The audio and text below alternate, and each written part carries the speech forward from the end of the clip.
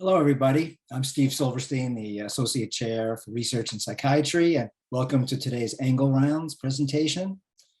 Today's presentation is entitled Intervening to Prevent Veteran Suicides, Identifying and Filling the Gaps. And our presenters today are Will Pigeon and Peter Britton. And I'll say more about them in the presentation in a moment. But first, I just want to make some general comments about the session. One thing is that everybody's camera and microphone will be off throughout the presentation.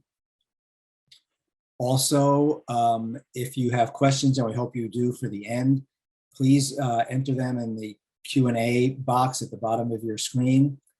And then I'll ask them in order pretty much at the end.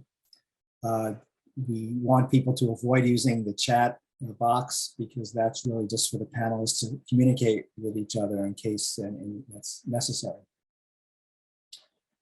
Also, it's very important that we get feedback about the presentation, so we'd like people to fill out the post-presentation survey. A link to that will be on the slide at the very end and will be posted in the chat as well. And then an email will come out tomorrow to everyone who registered for the session today, giving you another chance to complete the survey. So for the session today, we wanted to feature the VA Center of Excellence for Suicide Prevention. It's been going on for quite a while, but we haven't really, I think, heard enough about the work that's done there here in the department. So the COE, which is housed at the Canandaigua VA Medical Center, is a national center that was formed by a congressional mandate back in 2007. With the mission of reducing morbidity and mortality associated with veteran suicide and self-directed violence. In the session today, Dr. Will Pigeon will provide a brief update on the COE before we hear from our main speaker, who will be Peter Britton. In regards to our speakers, Dr. Pigeon, I think everybody knows, he's a professor of psychiatry and public health sciences here at the University of Rochester Medical Center, and the director of the Sleep and Neurophysiology Research Lab. He's also the academic chief for the Department of Psychiatry's Adult and Acute Care Division. The majority of his time, though, is spent at the VA Center of Excellence for Suicide Prevention, which he's been directing since 2006. Peter Britton is an associate professor of psychiatry at the University of Rochester Medical Center. He completed his internship in the psychology training program here, and he also completed a T32 fellowship in suicide prevention. He's also an active member of the CSPS here. Since 2007, he's been an investigator at the Center of Excellence for Suicide Prevention at the Canandaigua VA, where he conducts suicide prevention research, and we'll be hearing about some of that recent work today. All right, so with that, I'd like to turn it over to Will Pigeon and look forward to hearing about the work that's happening at the COE, at the VA. Very good. Thank you, Steve. And I indeed have been at the center for some time, director since 2016. So today I'm just going to provide a relatively brief overview, an introduction to some of you, a reintroduction for many of you to the center, the COE, and then Peter will be providing the bulk of today's true content. I will take maybe 7 minutes to let folks know a little bit about who we are and some of the very, very top level or higher level description of the center. So we're housed in this lovely building on the campus of the Canandaigua VA Medical Center. As Steve noted, the center was formed by congressional action. If you're doing some sort of policy research, here are the laws which are related to the formation of the center, as well as our two sister centers at the same time, one in Waco, Texas, one in San Diego. Carrie Knox was the original and director of the center that indeed was established in 2007. And the mission at the time was to really develop VA's suicide prevention program out of, not completely out of the air, but to largely develop a program that has now grown immensely in the VA overall, from a staff of one director and an assistant in Washington overseeing suicide prevention for the nation, to a staff of many dozens of people there in DC. And our own center, which was tasked with research for suicide prevention, has also grown. The current mission is to prevent morbidity and mortality from suicidal behaviors among all veterans, so not just those served by the VA, but for all veterans, and using a public health approach. There are four main goals that are circle around a standard public health approach, and that is to first lead with surveillance activities. So in this case, suicide surveillance, and to develop the suicide surveillance activities that the VA engages in. Second goal, to identify key target populations and key settings for future interventions to help with suicide prevention. Doing research on such interventions to shape the development of those interventions to be used effectively, so disseminating broadly across the suicide risk continuum, so not just extremely high-risk folks, but folks on all trajectories that are maybe near or far from a suicide attempt or fatal attempt. And finally, the fourth goal, to drive suicide prevention training programs and disseminate our products and knowledge broadly to a number of communities. The center itself has three main core divisions. One is data and surveillance, the other research, and a very active education and research dissemination arm as well. Not that we will be going through every box in this org chart, but a very large center. So now 60 plus staff across the nation. So COVID has meant that we not only do work from home, but we are engaging folks in hiring process from across the nation. So we have employees mainly on the Midwest to the Eastern Seaboard now working for the center. With respect to suicide surveillance, just very quickly, I wanted to just give some examples of work that we do that is national in scope. There's an annual report that is produced by the VA with considerable input and work behind the scenes from our group in suicide surveillance. This is the 2018 report, and this is an annual report that is widely disseminated and quoted and used by a number of stakeholders. It also includes a state-by-state list of data for suicide relative to the state's region and relative to national statistics, both for veterans and non-veterans. We have a very active behavioral health autopsy program that also produces not only annual reports, but some data deep dives into key issues. Here, the example is on campus, and on campus here we mean on VA medical center campuses, of a report of on-campus suicides that is again being updated at the request of some upper level action in Washington. Other educational activities, we have a very active postdoctoral fellowship program. And we've developed educational products also that are distributed nationally. The SAVE training are perhaps standard bearer in this realm that has been now taken by over 300,000 VA employees. So SAVE training for suicide identification of suicidal risk. Other areas that folks may not be well aware of is that the COE has its own internal call center. So this is not the crisis line that we helped develop, but indeed a small standalone research call center. It has in the past recruited for our own internal studies, but I wanted to highlight two things that this center does. One, it supports the Million Veteran Program. If you're not familiar with that, it was a large VA effort begun about a decade ago to enroll 1 million veterans and to get biosamples so that there is a genetic data repository in addition to a number of surveys that folks take. So 887,000 is the current enrollment.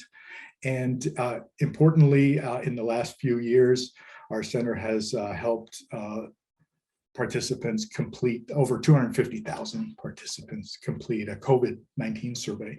Important work. So we're not doing the research here. We're supporting the research, supporting enrollment and completion of survey. And we also receive calls from participants who have questions about their participation. We also support, very similarly, the NIH's All of Us research program, which is a very similar program, begun later than MVP, with similar objectives. And here enrollment has almost reached 500,000 across the nation. So quickly, again, just giving a snapshot. So Center of Excellence Research, as I noted, focuses not only on the high-risk folks, the very few individuals who are at high risk for suicide, the indicated population, but follows a public health approach to also focus on selective individuals, selective samples, those who are at increased risk, but not ultimately the highest risk, as well as focusing on universal approaches to suicide prevention. And our research cuts across all of these populations. We have been continually funded since our inception. We essentially work like a center grant in that we have a 5-year approval process with VA's national office, and we have a budget that's about $5 million a year. In addition to the funding that comes from extramural grants, currently upwards of $3 million a year in direct costs, 40 active IRB approved projects, 13 PhD level investigators or faculty. And I note below that 5 of those faculty are from the department and are tenure track faculty in alphabetical order here. And these are our investigators. In the top left corner, Liz Karras and Tracy Stechter are co-research directors for the research division. And in the bottom right corner, in addition to our 13 investigators, are 2 postdocs, Dr. Rachel Bosca and Dr. Caitlin Titus, who are currently with us in their 2nd year. So with that, I will turn the presentation over to Peter Britton, whose picture you see here in column 2. And thank you for your attention. Peter, all yours.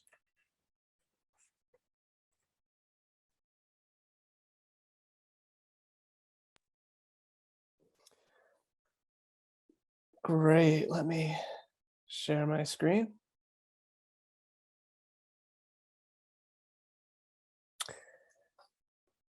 Thanks, Steve and Will. I am really excited for this presentation. I always enjoy presenting at the University of Rochester. And look forward to hearing your thoughts, questions at the end. What I am going to talk about, obviously, is my program of research, which is really based in an attempt to intervene to prevent veteran suicides by identifying and filling the gaps in the veteran suicide prevention program. And because the veteran suicide prevention program is based in the literature, it also, I think, addresses some of the major gaps, at least I see, in the suicide prevention literature.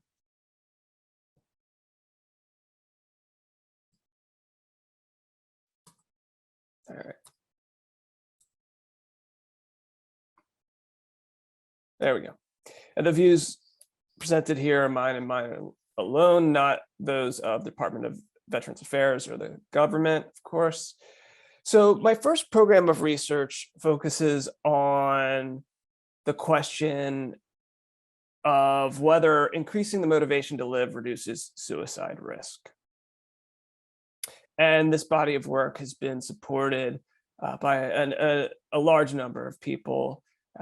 It's funded by VA Clinical Science Research and Development, who funded my CDA, on which this work is based. Ken Connor, which you all know, and Steve Maisto were my mentors.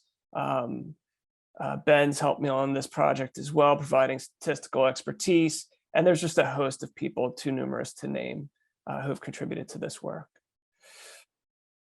So when I started doing suicide prevention work, I immersed myself in the literature and became fascinated with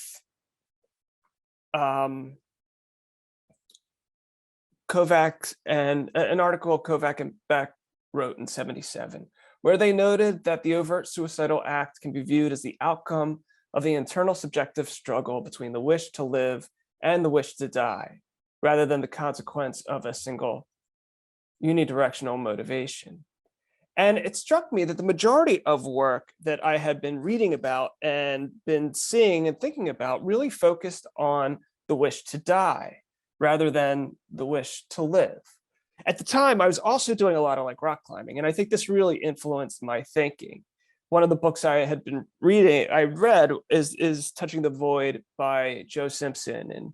And I don't know if anybody saw the movie or read the book, but a summary of the story is that Joe and his climbing partner Simon were climbing the Sierra Grande in the Andes, and they summited, and there was a storm, and they had to get down fast. And as they were descending, Joe Simpson fell and broke his leg in multiple places.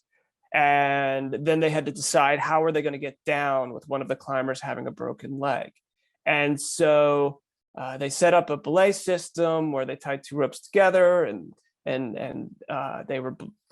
Joe Simpson was belaying down the mountain while Simon was holding his rope, and Simon lost his perch and began falling down the mountain and hit an edge and realized that he was either going to have to cut the rope, or they both were going to drop however far the fall was. And he decided to cut the rope. And so Joe Simpson fell about 200 feet into a crevasse and landed on a cliff. So here he is, he's got multiple fractures, and he's stuck on a cliff in a crevasse, and has to decide what to do. Simon, of course, looked for him, and but couldn't see down the crevasse, had no idea how deep it was, didn't know where he was. And so eventually he went back to camp. So what happened over the next 3 days was that Joe Simpson crawled and hopped on his broken leg 5 miles without food or water, around, over, and through crevasses and morasses to get back to base camp. And he arrived literally a few hours before they were planning on departing. So I was thinking about the edge of life and death and the ambivalence that people go through, and was just struck by the desire to live, the motivation to live, the amount of suffering this guy went through, and yet, still pushed through to in the hopes that he might possibly catch them before they left. And when I was climbing, I was thinking about this, and I was thinking about, wow, I really don't want to fall. I'm not ready for that. And it wasn't because, I wasn't miserable. I was in graduate school. There are plenty of moments of misery for me. I didn't have, the degree of misery that most suicidal people have, of course. But what kept me going is that I wasn't ready. Why I didn't want to fall was that I wasn't ready. And I wondered if, I had things that I wanted to do. I wouldn't say I had dreams, but I had this, vague sense that there's more ahead of me, and it wasn't my time. And I was really curious about that. And maybe that's something that we can tap into. And maybe that's something that inspired Joe to keep, struggling through his trip back to base camp. And I started to think about how we could access it. And I had been doing research in graduate school on motivational interviewing. And for those of you who are unfamiliar with motivational interviewing, it's a person-centered counseling style for addressing the common problem of ambivalence about change. And I started to wonder whether we could use motivational interviewing to identify and reinforce and build an individual's motivation to change, to live. When they were thinking about suicide. In the context of suicide prevention in the VA, I was thinking about this in contrast to what was being offered. And that includes safety planning, which is really tools to help people overcome the urge to engage in suicidal behavior when they're in crises. Suicide prevention coordinators who are really tasked with maintaining contact with suicidal veterans and engaging them in care. Regular suicide risk assessments so that people can be identified, and so that the safety planning and suicide prevention coordinators can be triggered to provide care, and Reach Vet, which is now based in the machine learning program to identify the highest risk veterans and engage them in care to trigger a contact with suicide prevention coordinators and activate the rest of the infrastructure that VA has built. And the way that I saw it, as I explained, is that this VA care is really focused on reducing the motivation to die, which the literature is suggesting has some impact on suicidal ideation and risk for suicide attempts. And I was thinking that it's worthwhile to test whether motivational interviewing can be used to increase the motivation to live and change in ways that support life, of course, and make life more worth living. Whether that would reduce suicidal thoughts and suicide attempts. Now, the intervention that we developed, the original intervention, it was based in the 2012 version of motivational interviewing, which focused on both exploring and resolving ambivalence, or actually it was 2002. But then basically in the middle of my trial, they changed motivational interviewing.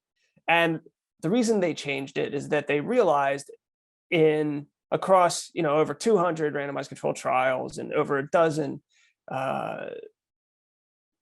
process outcome studies, that the critical component was really the resolution of ambivalence. That if you have an ambivalent person and you give equal time to changing and not changing, that's a really good way of getting them not to make any changes. But if you have somebody who is ambivalent and thinking about changing and not changing, and you can, in a meaningful, personal way, activate the change, or in our case, the living side of the balance, then you can potentially motivate people to change their behavior or to decide to live. And so we changed it to focus on engaging the individual in the conversation, focusing on establishing an agreed focus on living, evoking the motivation to live, and then finally, when appropriate, making a plan to make life worth living. We tested it in a small randomized controlled trial, or I guess medium-sized randomized controlled trial that we published in 2020 with 66 veterans in treatment as usual, 33 in the original MI, 33 in the revised MI. And the design was a basic design, consent screening, baseline assessment. They were randomized 1 to 2 sessions on the inpatient unit, depending on the length of their stay, and then a telephone booster within a month of discharge. 95% of patients in TAU received a safety plan, so that was largely, and actually for that matter, who received MI. So in the full study, 95% received a safety plan. So that was treatment as usual. for most veterans. And then they received a referral to outpatient treatment. And then we followed them up at 1, 3, and 6 months. And regarding suicidal ideation, what we saw is that in general, we saw differences between the MI group and the treatment as usual group. More specifically, when we combined the groups, the MI groups, because they had similar effects, we saw a reduction of 41% in the odds of suicidal ideation over follow-up. Now, this was not statistically significant. So that's, of course, important to keep in mind. We did not see any change in severity. We also looked at suicide attempts and exploratory outcomes, and 12% of the participants made a suicide attempt in the 6 months following discharge, 12% in treatment as usual, 18% in MI, and 6% in the revised version of MI. And so this is underpowered statistically, and nothing was significant, but we did note, the difference in the original MI versus the revised MI. The limitations of the project were that the intervention was changed mid-trial. I think it was the right decision, particularly when looking at the suicide attempt data. But it was, it's not a great, it was great. It wasn't a great situation. And then I was the only therapist because it was a CDA. The sample was also psychiatric inpatients, so it limits generalizability to suicidal patients who are not on psychiatric inpatient units. So what we conclude from this line of work so far is that we still don't know whether we can increase the motivation to live and whether it reduces risk for suicidal ideation and attempts.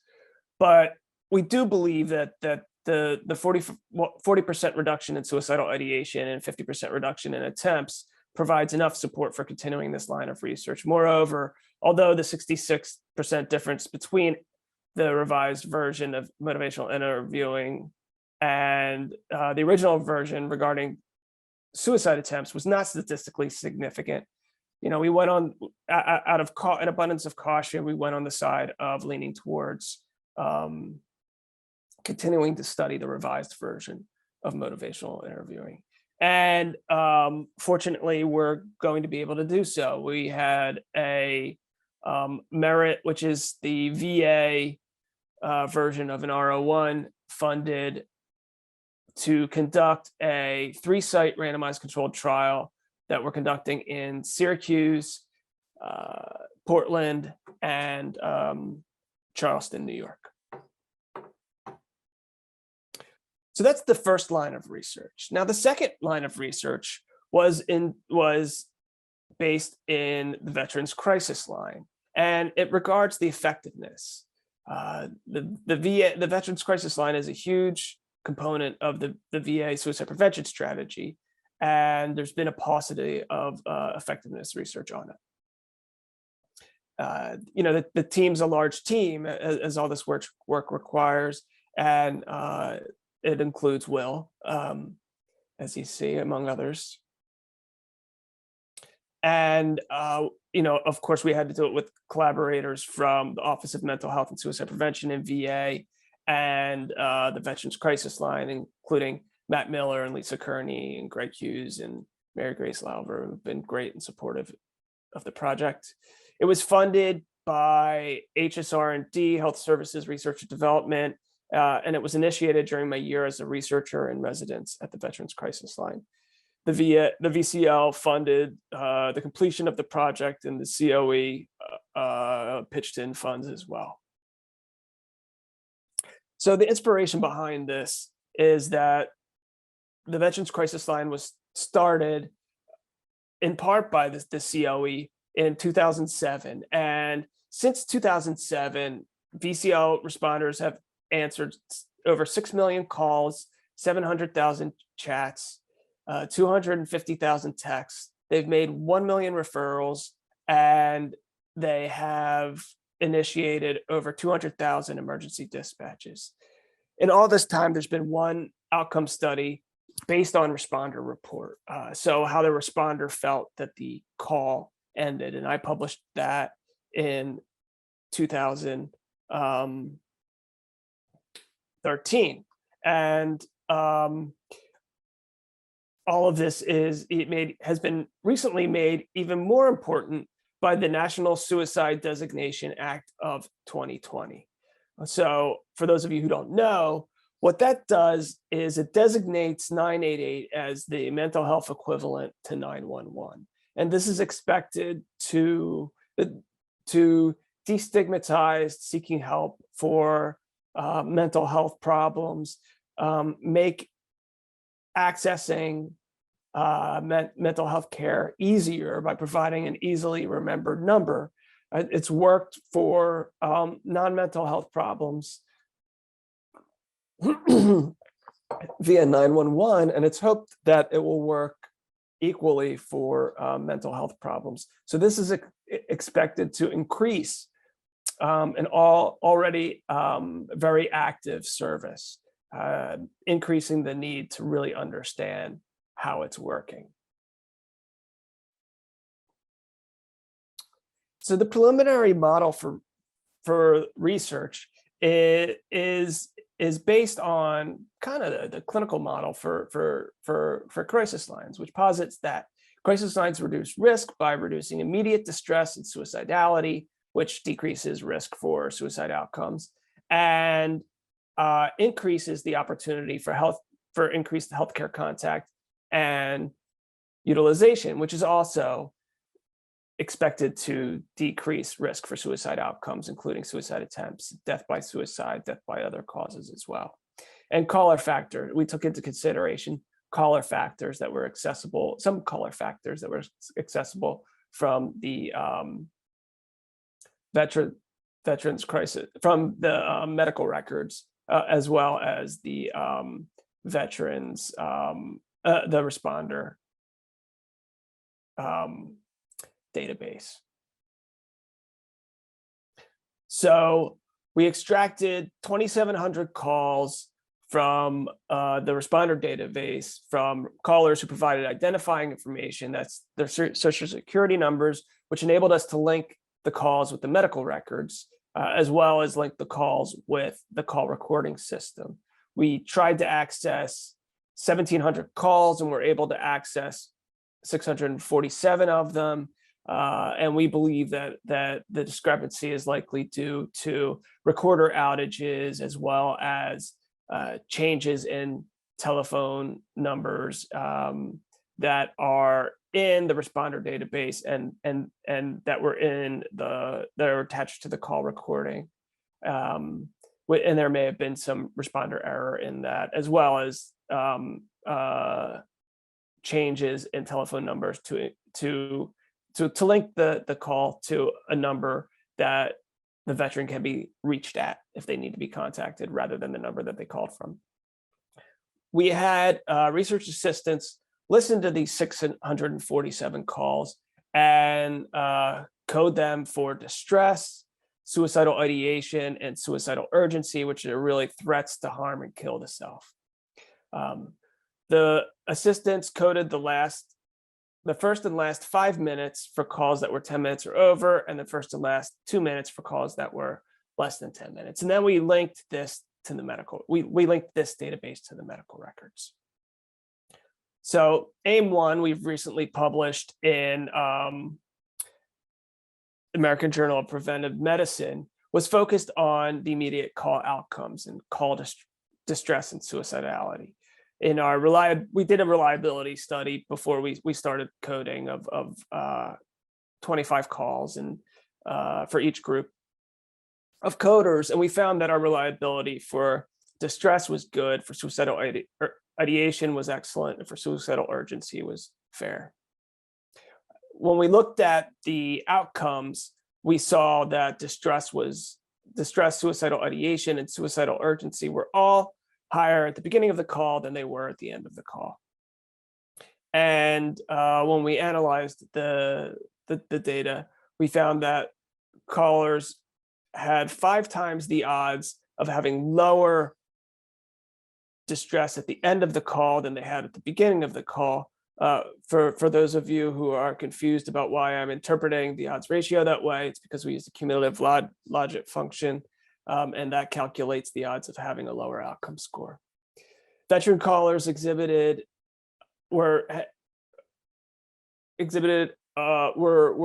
5 times the odds of exhibiting less suicidal ideation at the end of the call than at the beginning of the call. They had 11 times the odds of exhibiting less suicidal urgency at the end of the call than at the beginning of the call.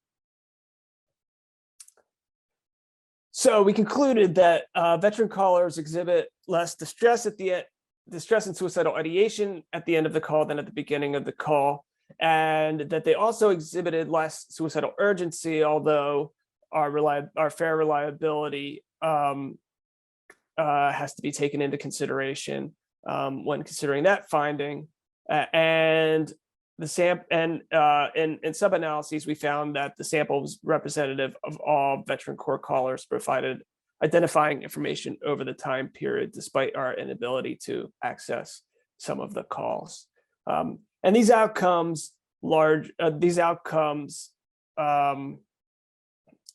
replicate findings for other crisis lines. For AIM-2, we were interested in healthcare utilization and whether calling the crisis line had an impact on the veterans' healthcare utilization after the call. Our data sources were the VCL Medura, that is the responder database, and the medical records, which we call which we access through the corporate data warehouse. So that when you see CDW, that's what that means.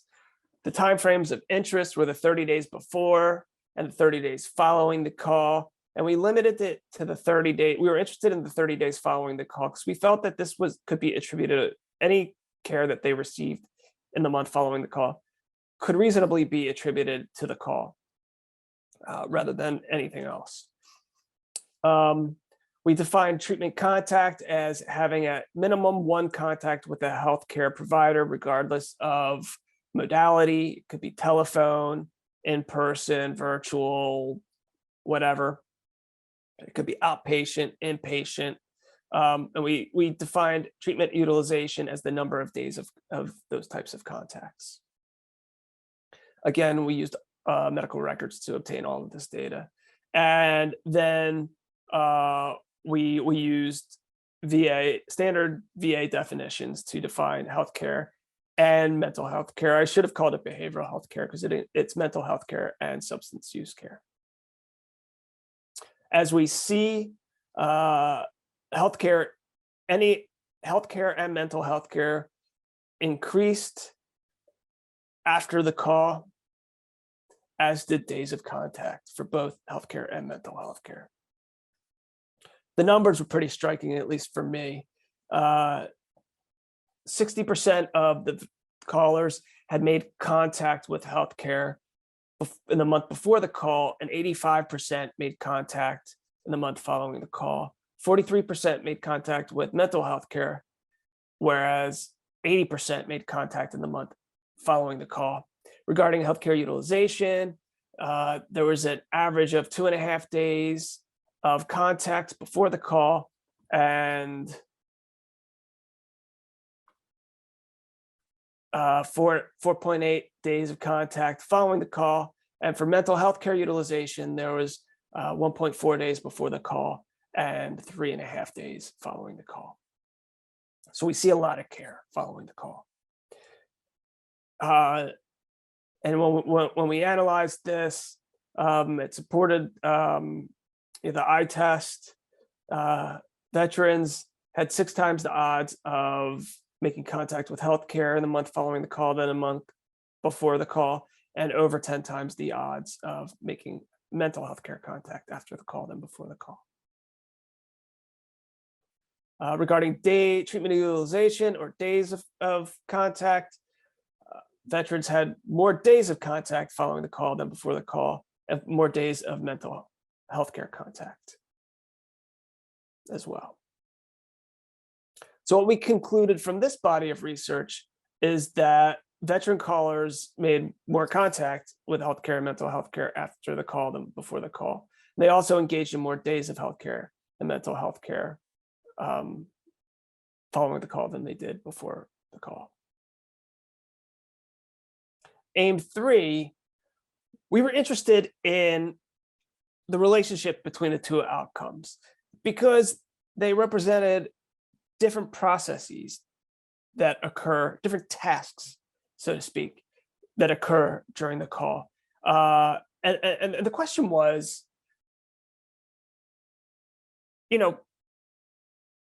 does the reduction in distress, does the reduction in suicidality that we're seeing during the call, is that associated with the increased treatment utilization following the call? You can easily see how, when a veteran, when a responder receives a call where somebody's at super high risk and really scary, where they say to themselves, wow, let's just get this person connected with care.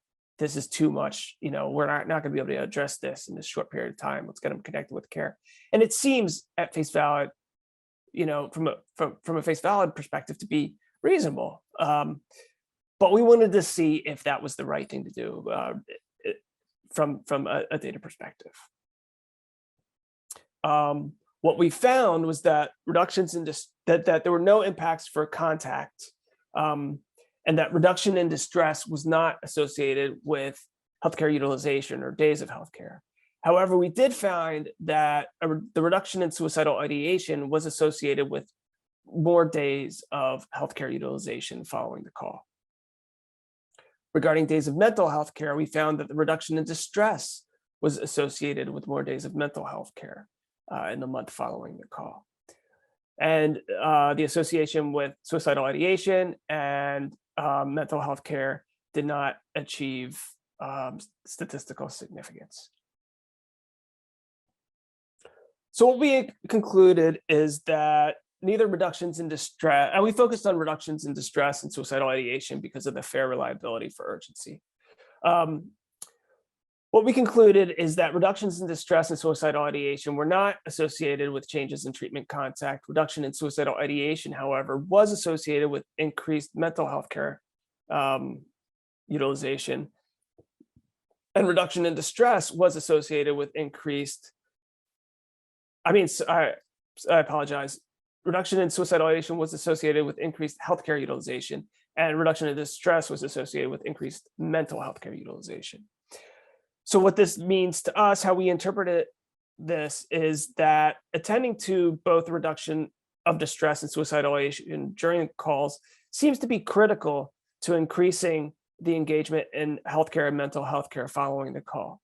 That being said, we don't know whether the relationship is causal or not, whether people are more likely to connect, to remain engaged in healthcare because they are not distressed. They found like the good experience that they had on the call kind of, so to speak, greased the skids for treatment to be effective following the call.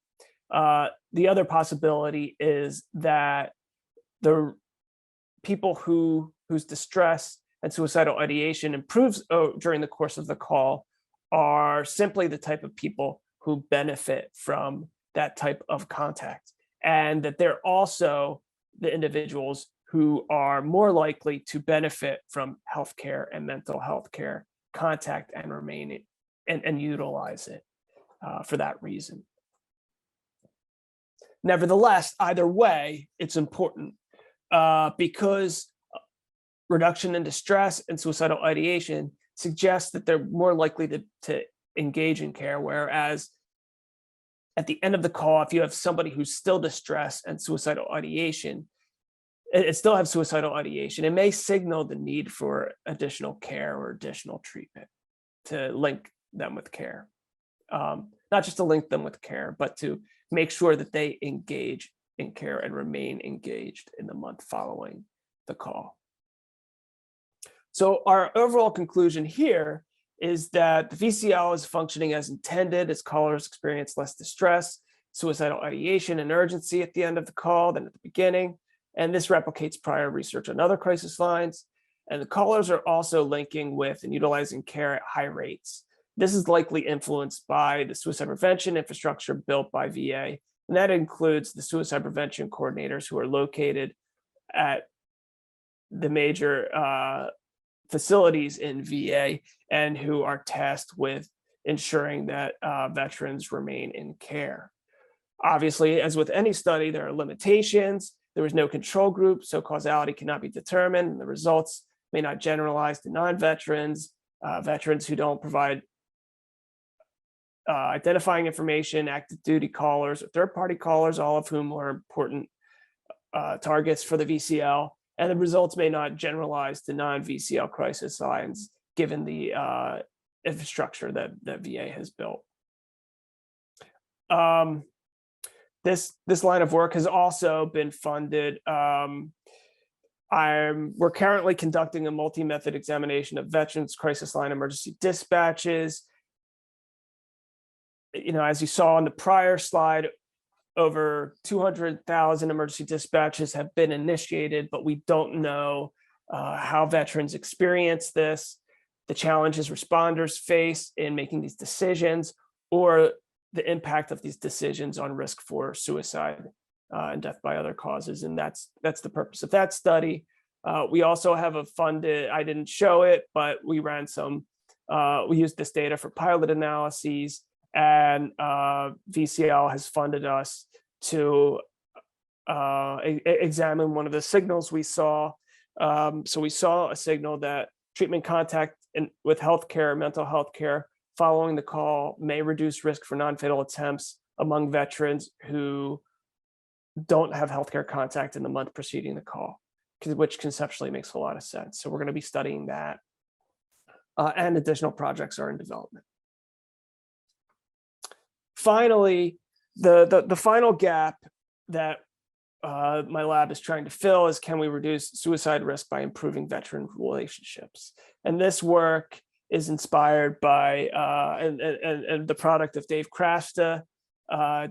Dave was a postdoctoral fellow and now is a investigator at the COE. I'm a mentor of his CDA along with Steve Maisto. The work was inspired in part by the interpersonal theory of suicide, which everybody is likely familiar with through Thomas Joyner and through our own Kim Van Orden. And according to the interpersonal theory, there are three components of suicide risks: thwarted belongingness, perceived burdensomeness, which are the interpersonal factors, hence the name, and acquired capability. So when we think about veterans, acquired capability is typically there, given that most or all veterans have had firearm training, and it raises some interest, at least for us, in the potential of impacting risk by impacting, at least theoretically, the relationships of veterans. The problem was, at least from one of the problems, is that there are, at least and this is in the suicide literature at large, not just the VA literature, but there's a paucity of couples interventions that have been tested as suicide prevention interventions. So what Dave did was he took the relationship checkup, which is developed by James Cordova, and it originally existed in a 90-minute session, and was adapted for primary care using 3 30-minute sessions. And with session 1 focusing on strengths, how the couple met, share strengths. Session 2 on concerns, explore concerns, build empathy for each other. And then session 3 was feedback, elicit mutual commitments to working on the concerns or seeking additional care if it's needed.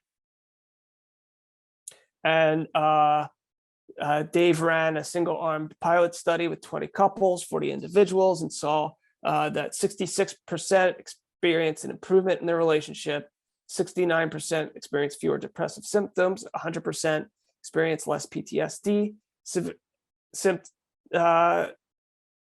severity of their symptoms, 56% began a new treatment, and we didn't see any changes in reduced drinking.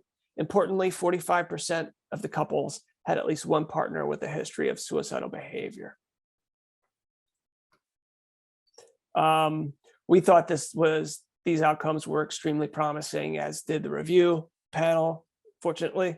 And Dave was recently funded to conduct the follow-up study. So if anybody's interested, if anybody's interested in Dave's work, maybe a future grand rounds can be focused on the potential use of relationships as upstream suicide prevention tools. I think that's all that I have. So if anybody wants to, please ask questions now, and I'll do my best to answer them. But also feel free to email me at my U of R email or my VA email.